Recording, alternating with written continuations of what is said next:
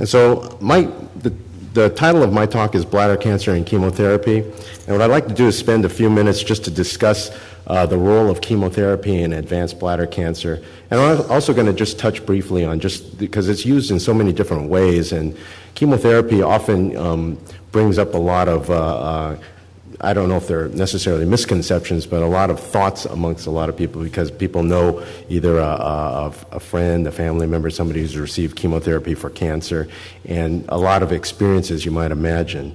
So in any case, but before I get going, I just wanted to I was thinking about the survey question, just because since Diane was asking questions, I just wanted to ask people here, I made a comment about how this event's very important and everybody's here now. The former LAPD police chief, Daryl Gates, recently passed away. And I just want to ask the crowd by a show of hands, do we know what he died of? Do people know what he died of? Yep. So, but just by a show of hands, so it's a really small percentage. So just this past fall, he passed away of bladder cancer. He fought the disease for a period of time, and like many individuals who have advanced bladder cancer will ultimately die of the disease. And the one thing that I found very upsetting was when I looked at the LA Times, and on the front page of the Metro section, it described that the former LA police chief died. It said he died of cancer.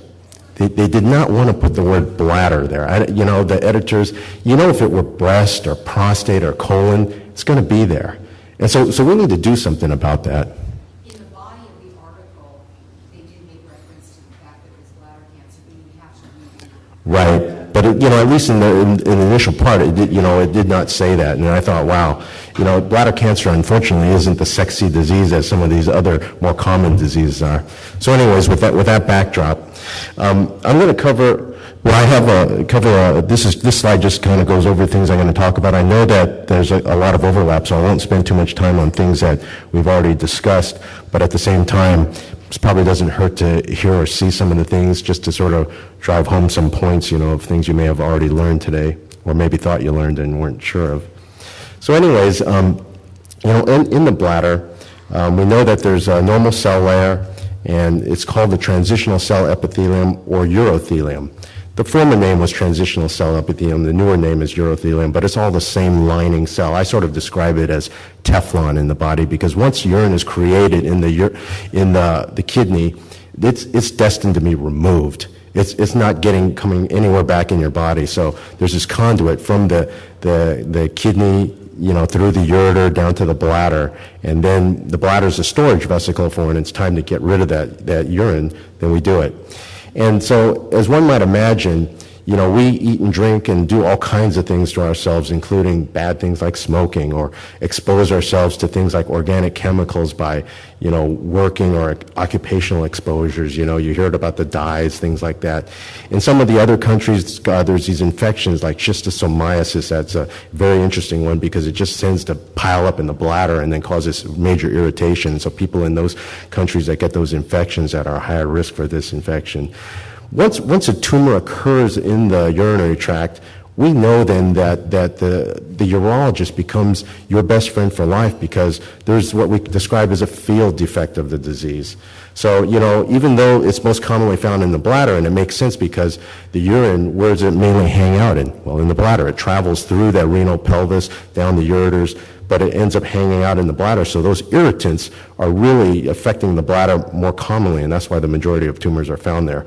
But knowing that, once a tumor occurs, the whole urothelium is indeed at risk. And this is just a figure of the urinary tract from the kidney down the ureter, bladder, as well as and both in the man, the prostatic urethra, and the woman, just the urethra. The clinical problems that we recognize is, as I mentioned a moment ago, that this tumor can occur anywhere along the urinary tract. We know that the majority of tumors that are diagnosed are what we describe as non-muscle invasive. The older term superficial we're trying to sort of get away from. In general, these tumors are not life-threatening, but they're certainly quite life-annoying. As going to see your urologist having these tubes stuck into you is not a fun thing to do. especially when they say, okay, we've taken that tumor out, now we want to put some stuff inside your bladder, and you say, oh my God, and the bladder starts, squeezing like crazy, and you feel like you have to urinate, but nothing's coming out. So, that's part of the life annoyance behind this. Even I think one patient had mentioned that earlier.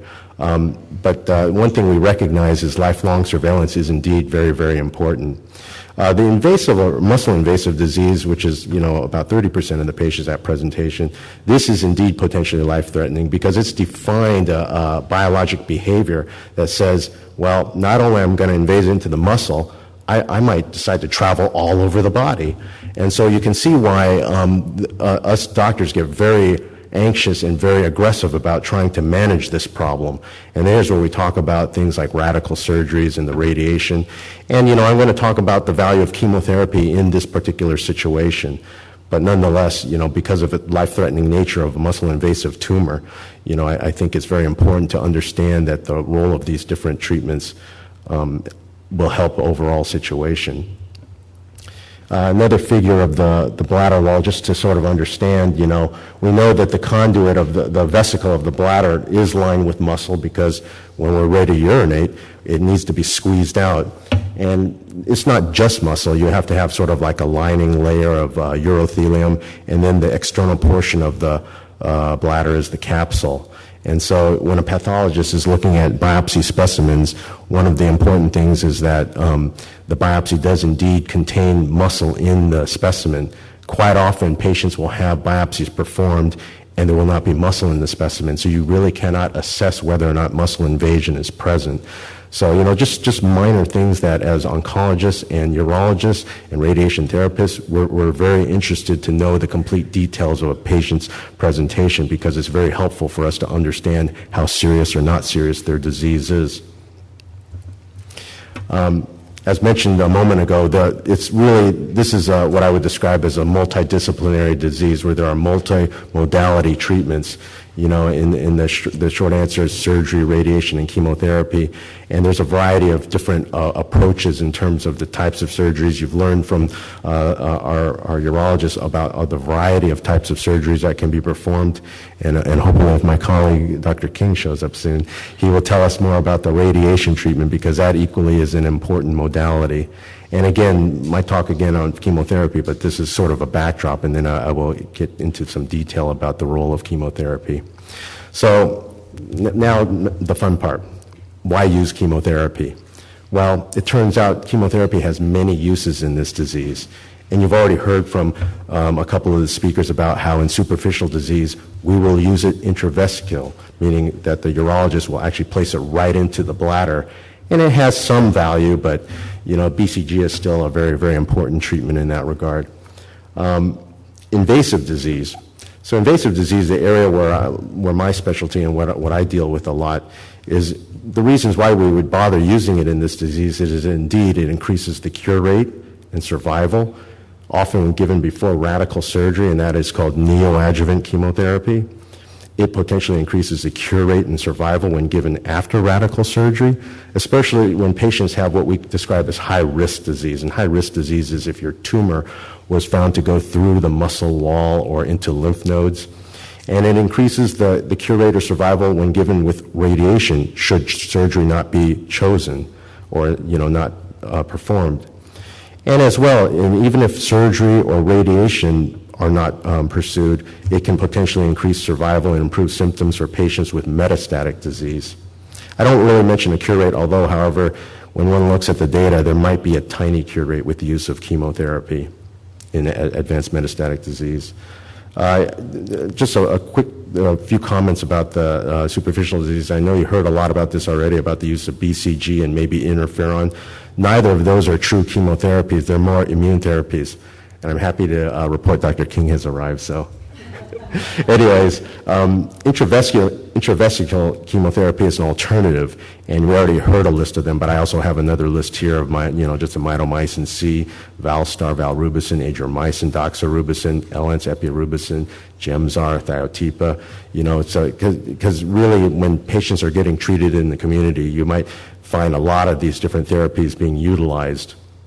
Again, the purpose in superficial disease is to prevent and delay recurrences from both the superficial disease from occurring as well as the development of invasive tumors. Now focusing on invasive disease again, for local disease, why would one consider doing chemotherapy before a radical surgery? Well, as mentioned before, it can improve the cure rate as well as survival. And I put 3 asterisks here because one of the things about bladder cancer, and when I talk about bladder cancer, it means any urinary tract cancer, is a very frustrating area of oncology. Why? There's not enough research being done in this disease.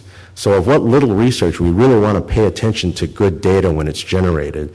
It is really one of the best level 1 evidence studies, and we use that term level 1 evidence means you have a randomized trial where by flip of a coin, patient is going to get treatment A versus treatment B. And in that example, it was giving 3 months of chemotherapy with the alphabet soup of MVAC prior to surgery versus surgery, upfront surgery. And in that particular study, patients, there was a improved survival and an improved cure rate. So I think that was, and the difficulty is that study was published in 2003, and trying to get it implemented, when you look at surveys in terms of how often this is discussed or even implemented, it is just a woeful 5 to 10%. I mean, I think it's actually quite pathetic. So anyways, we point these things out.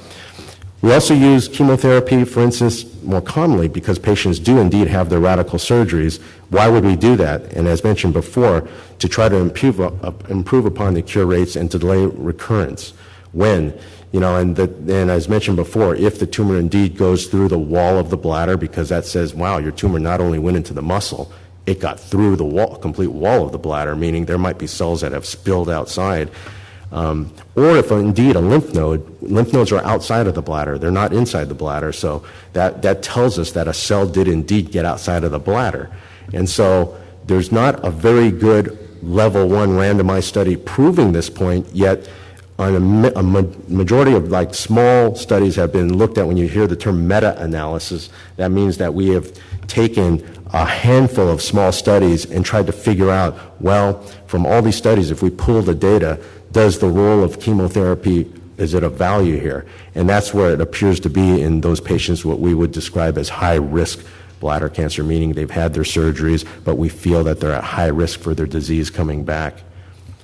And for patients who are not going to have surgery, as mentioned a moment ago, with radiation, like in some other cancers, if you look at head and neck cancers and lung cancers, we often add chemotherapy to radiation. Now, the chemotherapy used with radiation tends to be what I would describe as a more user-friendly chemotherapy. Tends to be lower doses. Really, the effect of the chemotherapy is to help the radiation work better at what it does. Examples of the therapies that we use in that situation, there's a little laundry list, drugs like cisplatin, carboplatin, the taxanes, 5-FU, mitomycin C, again, a variety of things. And as I alluded to before, if a patient is not going to have surgery or radiation treatment, chemotherapy alone can be used for a muscle-invasive tumor. However, the track record as a lone therapy is probably not as good as not without having one of the local treatments, but certainly can be helpful. And again, when we ask which is best, we can't be sure because every patient has their own particular issues, and so that's why therapy needs to be tailored to an individual to come up with the best treatment for an individual. We always talk about, what's better, what's right, or what's wrong, but when I counsel patients, what I really want them to understand is some of the complexities in terms of the decision making, because what we're going to do is come up with the best decision. So let's focus on really advanced disease, where now the disease is clearly outside of the bladder, maybe not simply in the lymph nodes, but maybe somewhere else like the liver or lung, the brain, or the bones. Here, the situation, as many of you may imagine, is a very bad situation. The prognosis in general is very poor. The median survival, meaning if you had a group of patients, and you had like 100 patients, half of them would be dead by this period of time, and it's estimated between 6 to 9 months, depending on what study you look at. Why would you use chemotherapy in this particular situation? Well, people want to fight their disease. We want to help people improve their survival, control the disease symptoms. The problem with the use of chemotherapy in these settings, if a person has metastatic disease, quality of life has already taken a hit. And so, there's still value in chemotherapy, because if you follow, now in bladder cancer, I wish I had this kind of study to share with you, but at least in lung cancer, there's been some very good studies with the use of chemotherapy compared to best supportive care. And we know that with advanced lung cancer, quality of life is diminished dramatically. But when you in some of those particular studies, you can look at quality of life measures, and although in best supportive care it's diminishing, the use of chemotherapy makes the diminishment less worse, if you can understand that concept. So, and there's a lot of belief in the same thing with metastatic disease and bladder cancer.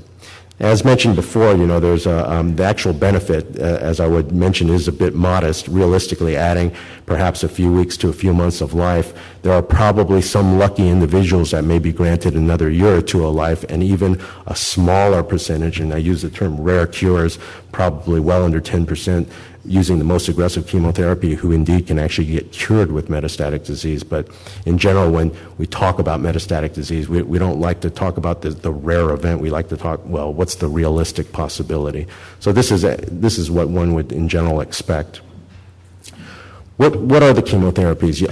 I listed some before for the superficial disease, and this is a little bit more of a comprehensive list. And I won't run through the whole list other than to have it up on the board here. And you may have heard or seen of some of these drugs. You may have received the drugs. You'll notice a lot of these drugs are indeed from nature. For instance, like the vinblastine or the paclitaxel from the yew trees. Docetaxel is a derival as well from the yew trees.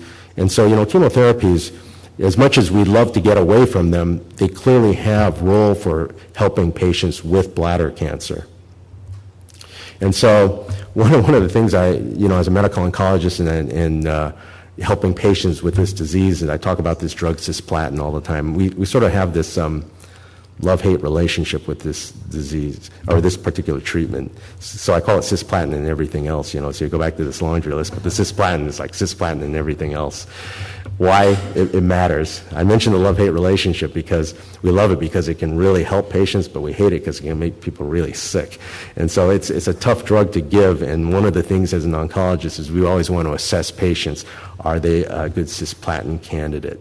And there's a variety of factors that are involved in making this decision making. Obviously it helps to have excellent kidney function because the drug can indeed put the kidneys at risk. It's not safe for everybody. So even though it's maybe the best drug to use for your particular disease, if it's not safe for you to have, then there's always that risk-benefit aspect to it. So you see that it tends to be of best value when a patient has indeed good kidney function, they're of younger age, both kidneys are in place, lack of confounding medical problems like diabetes and heart disease. And these are just relative, comments, meaning that you could still have some of these other issues and still receive this therapy. It's just a little bit harder to. And so now the alphabet soup of chemotherapy. I alluded to the MVAC regimen. That is one of the classic chemotherapy regimens that, love it or hate it, it's there, and it can work quite well for some patients. So what is MVAC? It's methotrexate, vinblastine, adriamycin, and cisplatin. And then there's a newer regimen called gemcitabine and cisplatin, or GC.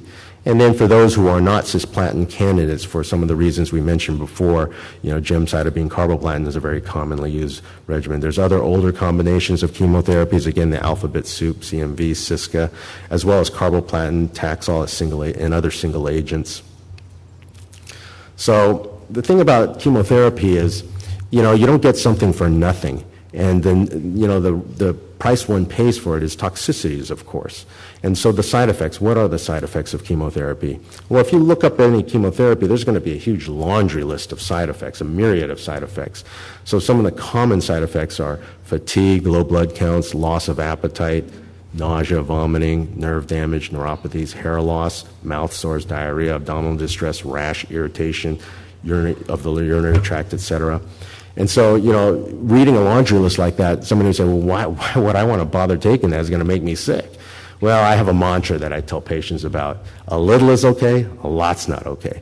I say a little is okay because you're really trying to help yourself. You want to beat your disease, and if there's something that can help you, sometimes it's worth putting up with a little toxicity, because if you have a little bit of nausea that's taken care of with a pill or a patch or something, great. But, if you have a lot of toxicity where your toxicity brings you into the hospital or keeps you stuck in bed, it's too much. And so that's where you have to work carefully with your oncologist to try to figure out what is the best regimen, if dose adjustments need to be made, et cetera, et cetera. So again, how to mitigate some of these toxicities, supportive care. You'll notice that there's a lot of things that we use to help manage the toxicities of chemotherapy. And here are some examples. So, on this, another laundry list of things, we use things like growth factor support because we know of the low blood counts. One of the most life-threatening problems with the use of chemotherapy is a low white blood count and the development of an infection. We call that neutropenic fevers. And so, drugs like Neulasta and Neupogen are very important to help manage that. As well, I alluded to earlier ago about the fatigue. We know that anemia can occur with the use of chemotherapy, so the erythropoietin-like drugs like Procrit, Aranesp, Epogen become very important for many patients. Anti-nausea medicines are very, very important. I make the comment about the 5-HT3 antagonists. This really revolutionized the way we gave that very difficult drug cisplatin, because in the past, the only way we could give that drug safely is to bring patients into the hospital because they would be so god-awful nauseous. Now with the use of these very, very good oral antiemetics, a lot of this chemotherapy can be rendered as an outpatient, making it much easier for patients to tolerate very toxic chemotherapy and stay out of the hospital. Newer drugs like aprepitant or Emend. Then there are some older drugs that are also mixed in there for nausea.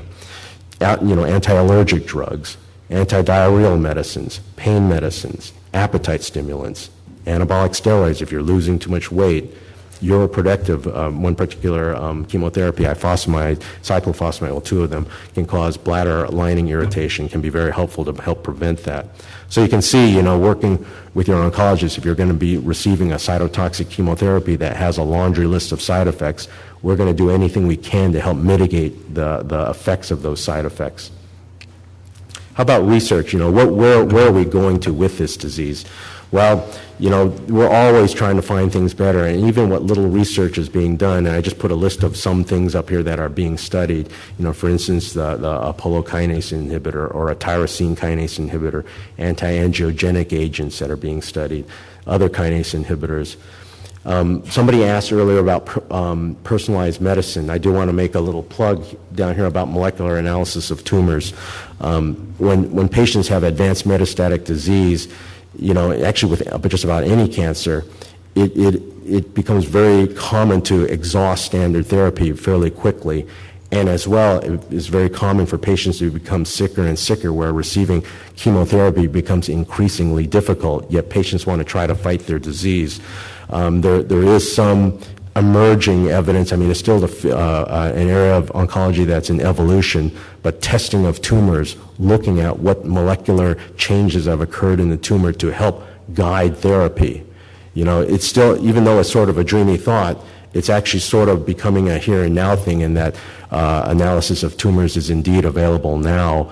Whether or not the treatment menus that are generated are perfect is still an active area of research, but I know many patients don't have time for that research to happen, especially in this disease when the research might not happen. Nonetheless, at UCLA, we're very involved with, for instance, like phase 1 and phase 2 research studies with experimental drugs, and here you see letters and numbers of names of drugs, and they're new drugs, new molecules. Some are novel molecules that block growth factor pathways such as PI3 kinase or mTOR, an VEGF receptor. These are just names of molecules that you saw the complicated figure from Arnold Chin, but we're going to target that molecule or this molecule. These are just examples of some of the new exciting drugs that are being tested right now at UCLA and other centers. Anyways, as a summary for what I've just described to everybody here, I hope you've learned something about that there is a value of chemotherapy, and this value has been supported by many studies. There are lots of uses of chemotherapy, as I alluded to, before surgery, after surgery, with radiation by itself. Your doctor is important here because he's going to help explain what is right for you. And again, as mentioned before, I always encourage second and even third opinions, because you know, especially in a disease that's not that well studied, you may hear very different things. And really, with strategic use of the supportive medications, chemotherapy can be quite tolerable. Anyways, I wanted to thank everybody for listening, and I guess we'll do the questions.